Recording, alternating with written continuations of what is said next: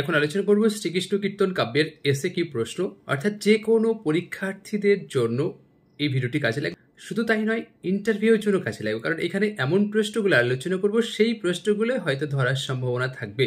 তো চলুন, অলরেডি একটা ভিডিও বানিয়েছি, আপনারা এই ভিডিওর ঠিক ডেসক্রিপশনে আগের ভিডিওটি পেয়ে যাবেন। আর এখানে নতুন কিছু প্রশ্ন নিয়ে এই ভিডিওটির একটা সংযোজন। শ্রীকৃষ্ণ কীর্তন কাব্যের কোন খণ্ডের নিজস্ব কোনো পদ নেই? তাহলে শ্রীকৃষ্ণ কীর্তন কাব্যের কোন খণ্ডের নিজস্ব কোনো পদ নেই? উত্তর যমুনা খণ্ডের। যমুনা খণ্ডের অপর নাম কি? বস্ত্র হরণ খণ্ড। শ্রীকৃষ্ণ সন্দর্ভ নামটি প্রথম কে প্রস্তাব করেন? উত্তর নলিনীনাথ দাশগুপ্ত। তাহলে নলিনীনাথ দাশগুপ্ত। শ্রীকৃষ্ণ কীর্তন কাব্যে কি কি ছন্দ ব্যবহৃত হয়েছে? অনুষ্টুপ, পয়ার, ত্রিপদী, পর্যটিকা আর মিশ্র কলাবৃত্ত। শ্রীকৃষ্ণ কীর্তন কাব্যটি কোন ঋতুতে শুরু হয়? উত্তর বসন্ত ঋতুতে। কোন ঋতুতে শ্রীকৃষ্ণ কীর্তন কাব্যের সমাপ্তি ঘটে? শরৎ ঋতুতে। তাহলে শুরু হচ্ছে বসন্ত আর শেষ হচ্ছে শরৎ ঋতুতে।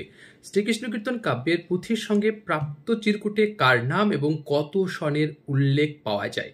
উত্তর শ্রীকৃষ্ণ পঞ্চানন 1089 সনের উল্লেখ পাওয়া যায়।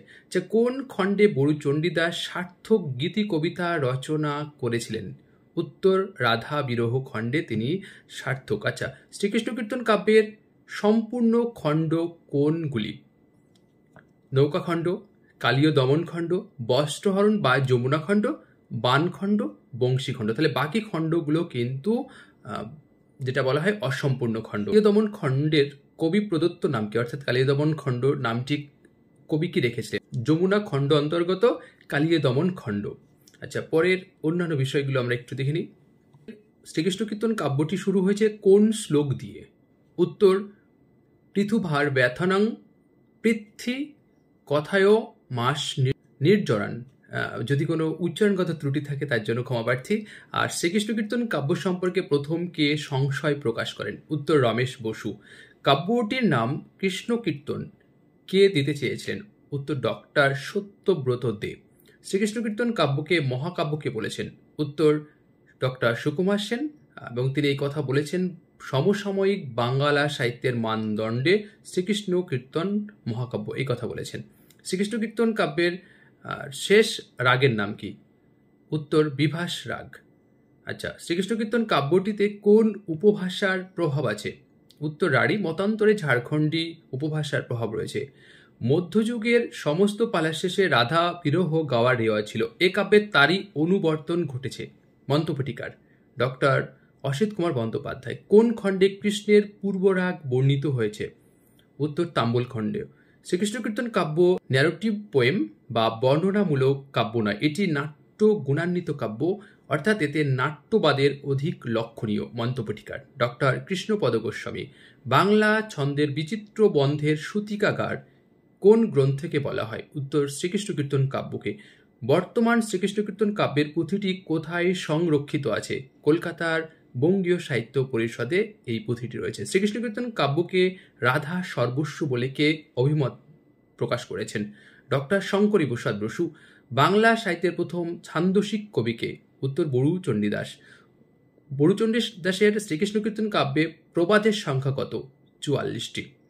বসন্তরঞ্জন চণ্ডীদাসকে কি বলে উল্লেখ করেছেন? মহাকবি চণ্ডীদাস। শ্রীকৃষ্ণ কীর্তন কাব্যের লিপিকারকে? রাখাল দাস বন্দ্যোপাধ্যায়। শ্রীকৃষ্ণ কীর্তন কাব্যের জীবন্ত চরিত্র কোনটি? বড়াই বা বড়াই। কৃষ্ণকীর্তন শব্দটির উল্লেখ প্রথম কোথায় পাওয়া যায়, অথবা কার কোন গ্রন্থে এই কৃষ্ণ কীর্তন শব্দটির উল্লেখ পাওয়া যায়? উত্তর হচ্ছে জগদন্ধু ভদ্রের মহাজন পদাবলিতে।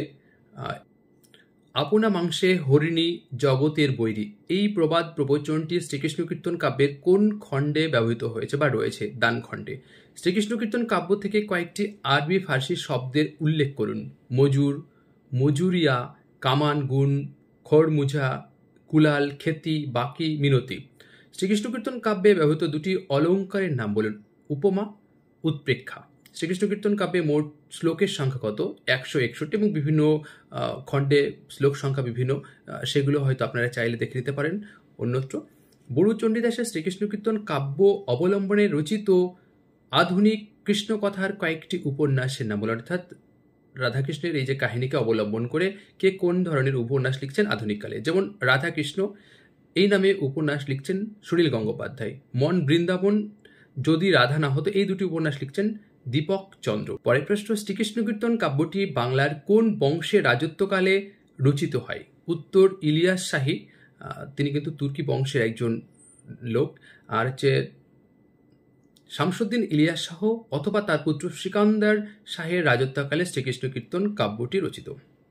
শ্রীকৃষ্ণ কীর্তন কাব্যের কোন খণ্ডের নাম বসন্ত রঞ্জন রায় নিজে রেখেছেন? উত্তর যমুনা খণ্ডের নাম। আচ্ছা, কার অর্থানুকূল্যে বসন্ত রঞ্জন রায় বিদ্যুৎ বল্লভ সম্পাদিত শ্রীকৃষ্ণ কীর্তন কাব্যটি কলকাতার বঙ্গীয় সাহিত্য পরিষদ থেকে প্রথম প্রকাশিত হয়? উত্তর লালগোলার রাজা রাও শ্রীযুক্ত যোগীন্দ্র নারায়ণ রায়ের দূরের অর্থানুকূল্যে এই বসন্ত রঞ্জন রায় শ্রীকৃষ্ণ কীর্তন কাব্যটি প্রকাশ করছেন। শ্রীকৃষ্ণ কীর্তন কাব্যের কয়েকটি প্রবাদ প্রবচনের উল্লেখ করুন। উত্তর ললাট লিখিত খণ্ডন না যায়, এটি দানখণ্ডে আছে। দেখিল পাকিল বেল গাছের ওপর, এটি দানখণ্ডে। নিজ মাংসে জগতের বৈরী দানখণ্ডে। তো মোটামুটি এই ছিল আজকের আলোচনা। জানি না আলোচনাটি আপনাদের কেমন লাগলো। যদি ভালো লেগে থাকে অবশ্যই একটি লাইক, কমেন্ট এবং অন্যদের মাঝে একটু শেয়ার করার অনুরোধ রইল। ধন্যবাদ।